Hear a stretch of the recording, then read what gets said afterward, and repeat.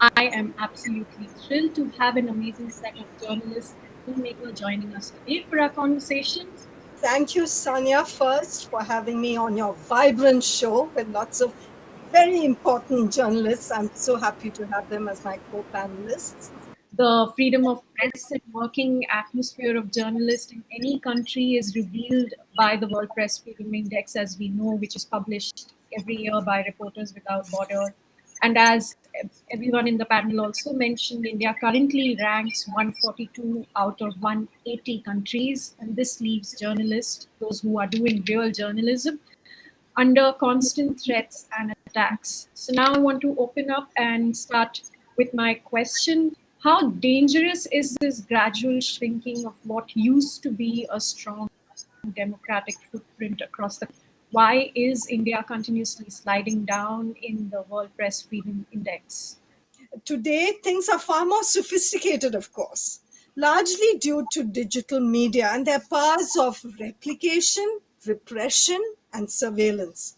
And there comes like the local media. If you see in last 2 years, it has been completely crushed in Kashmir. You won't find a critical report in the paper like that. The papers who used to document everything, you won't find those reporters.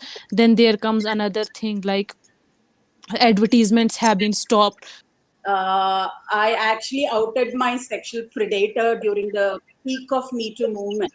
And just because of that one tweet, just because I spoke my truth, just because I expressed my experience on sexual harassment during the peak of Me Too movement, I was filed a defamation case and now my passport is impounded. Cases in 3 courts. And the main, defamation petition calls me an urban Naxal, calls me an anti-Modi, calls me an obscene poet, calls out all my political opinions, and prejudices the court that my character is of question. So, yes, we are seeing a very alarming shrinkage in the space for independent news and views. There is a lot of fear. And in our reports for the Free Speech Collective and earlier with my work in the booth, we tried very hard to document self censorship because of the intimidation and harassment that journalists have been facing. How alarming is it to have one of the world's largest and the biggest democracy on this list?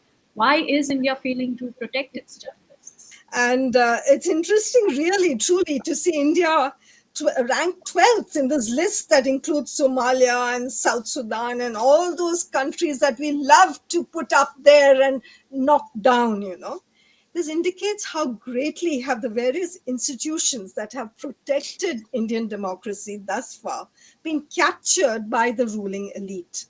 They were about a study that I had done with the Thakur Foundation called Getting Away with Murder. We documented about 40 instances of killings of journalists between 2014 to 19. In Kashmir, there's nothing like that. Like in recent months, there have been raids on 4 journalists, and like they were questioned for so many days together. Then you might have read about Kashmir Times, the Kashmir Times office. They were told to vacate the office, and the local media, like slowly the journalism is being dismantled. I mean, I was talking about going to Kashmir in 2015. I was in Manipur. I was in Gujarat. I was in Rajasthan. I was going to all conflict places to film the survivors of sexual abuse. But now I don't know if I can go. What is happening to a journalist? What is happening to our human rights activists? I mean, with all these draconian laws, it actually appeals to filmmakers as well. None of it is easy, and I was just listening to you all. It made me also realize how difficult it is to just step out to do our work. I have also been under attacks myself, so it's a common story everywhere. So thank you so much, Thank you so much. everyone. It was wonderful to have you.